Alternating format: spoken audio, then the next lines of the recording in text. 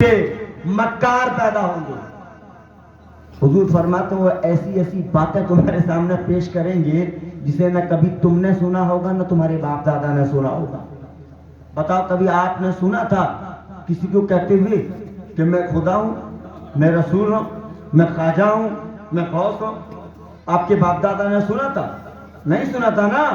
اب سن رہے ہیں نا تو آپ کو ماننا پڑے گا یہ سنانے والے اچھے نہیں ہیں, سچے نہیں ہیں, ایمان کے پکے نہیں ہیں تو کذاب ہیں تو دجال ہیں. ایسے لوگوں سے بچو. حضور فرماتے ہیں ان سے بچو. کیوں؟ کیونکہ یہ تمہیں فتنوں میں مبتلا کر دیں گے. بولو کس میں مبتلا کر دیں گے؟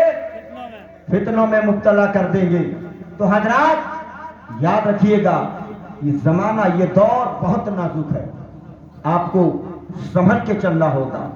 اور یاد رکھیے گا اگر آپ کو اچھی زندگی ایمان اور عقیدے کے پختگی کے ساتھ گزارنی ہے تو علماء سے قریب ہو جاؤ اور اللہ والوں سے قریب ہو جاؤ. ٹھیک ہے؟ اللہ والے ہیں کون؟ ابھی تو جیسے آپ کے علاقے میں کہتا ہے میں پیر ہوں, پیر میں فلانا ہوں, ہم کا ہوں, پتہ نہیں کہاں کہاں کتنے لوگ ایسا دعویٰ کرتے ہیں. آخر وہ کون ہے جسے اللہ والا کہا جائے؟ وہ کون ہے جسے اللہ کا دوست کہا جائے؟ وہ کون ہے جسے اللہ کا ولی کہا جائے؟ تو قرآن فرماتا ہے الذین آمنوا وکانوا یتقون. یہ وہ لوگ ہیں جنہوں نے اللہ پر ایمان لایا. کس پر ایمان لایا؟ اور تقوی اختیار کیا. کیا کیا؟ تقوی اختیار کیا. حضرات ایسے لوگ جو شریعت کے خلاف کام کرے, ایسے لوگ جو داڑھی نہ رکھے فاسق ہو, ایسا آدمی جو خدائی کا دعویٰ کرے, ایسا آدمی جو شریعت کے خلاف کام کرے, حضرت جنید بغدادی فرماتے ہیں اگر وہ ہوا میں اڑے تو جوتی مار کے نیچے اتار دو. کہاں پر اڑے؟ ہوا میں. اس لیے ہوا میں اڑنے والے کو آپ ولی نہیں مان سکتے. اگر ایسا ہوتا تو میرے خواجہ جیپال کو کھڑوں برسا کر زمین پہ نہیں اتر. وہ بھی تو ہوا میں اڑا تھا. غریب نواز نے اپنی جوتی اپنے کھڑوں کا ہے, شیطان ہوا میں اڑ رہا.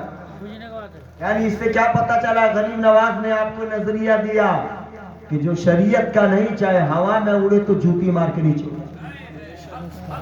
بات سمجھ میں آ رہی ہے؟ اس لیے میرے بزرگوں اور دوستوں چاہے کوئی ہو, میں کسی کا نام نہیں لیتا ہوں, جو شریعت کے دائرے میں ہے, شریعت کے مطابق چل رہا ہے تو یقیناً وہ پکا مومن ہے, مسلمان ہے.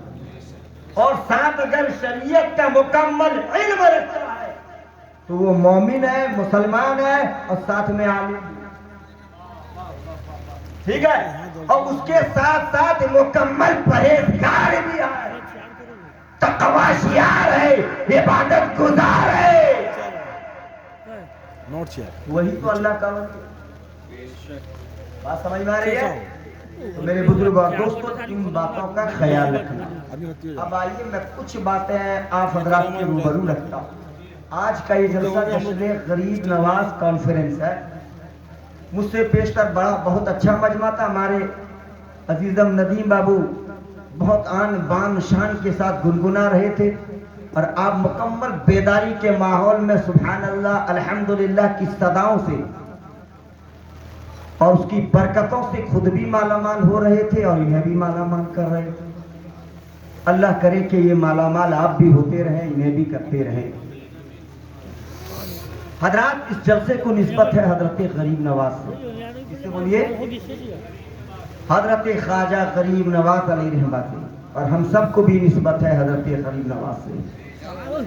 اور میں نے ابھی کہا تھا کہ نسبت سے شے ممتاز ہوتی ہے. آؤ میں اس کو ثابت کرتا ہوں. حضرات غوث اعظم کا مقام بہت اونچا ہے, لیکن کوئی چیز اگر غوث اعظم سے منسلک ہو جاتی ہے تو اس کا مقام بھی بلند ہو جائے. اور اتنا بلند ہوا ہے کہ اس کے ذریعے آدمی اس کو وسیلہ بنا کر دعا کر سکتا ہے اور دعا قبول بھی ہوئی ہے. آؤ میں تاریخ کا ایک باب رکھتا ہوں.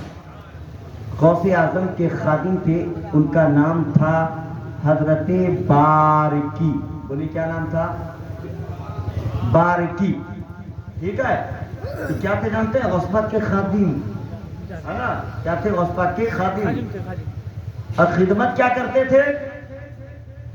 خدمت یہ کرتے تھے, غوث پاک کا ایک کنواں تھا, اس سے پانی نکالتے تھے, اور جو لوگ غوث پاک کی بارگاہ میں آتے تھے یہ پانی انہیں لے کر دیتے تھے. بس یہی ڈیوٹی تھی ان کی. کتنا سال کی یہ خدمت؟ 20 سال. کتنا سال بولیے؟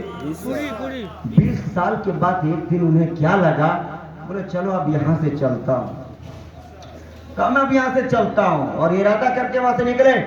بولے کہاں جائیں گے؟ بولے اب تو مکہ جانا ہے. اب عبد القادر کے کنویں سے پانی نکال کے نہیں بلکہ زمزم پلانا ہے لوگوں. وہاں سے چلے مکہ کے جانب, اور جب کچھ دور چلتے ہیں تو اچانک ایک آدمی سے ملاقات ہوئی. تم کہاں جا رہا تھا؟ میں بھی مکہ. کا چلو, میں اکیلا تھا, ساتھ میں تم مل گئے, 1 سے 2 بھلے, چلو اب دونوں چلتے ہیں.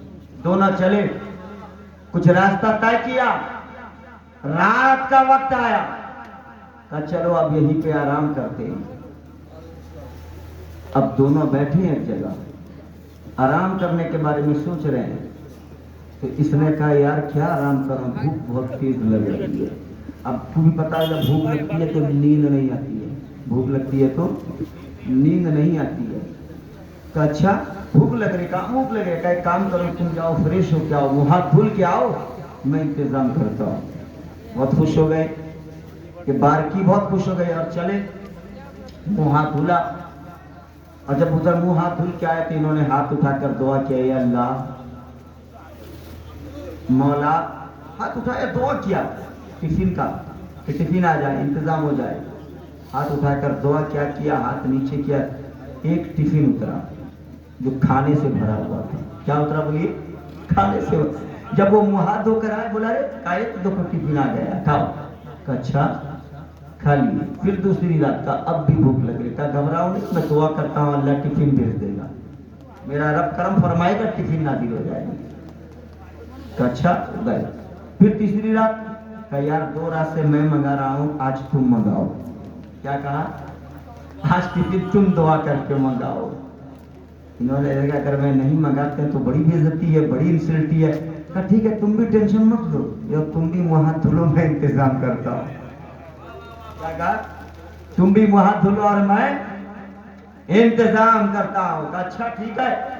اور حضرات وہ بھی چلا گیا منہ ہاتھ دھلنے. اب یہ بندہ اپنے رب کی بارگاہ میں ہاتھ اٹھا کر دعا کرتا کہ مولا مجھے پتہ نہیں میرے ساتھ میں جو تھا اس کا مقام کیا ہے تیری بارگاہ میں, اس کی عظمت کیا ہے تیری بارگاہ میں, مولا میں نہیں جانتا. وہ ہاتھ اٹھا کر دعا کیا, 2 دن اللہ, اس نے دونوں دن دعا کیا, تو نے دونوں رات اس کے لیے ٹفن بھیج دی. مولا میں تیری بارگاہ میں اسی کو وسیلہ بنا کر ٹفن مانتا ہوں جس کے وسیلے سے یہ دعا کرتا ہے.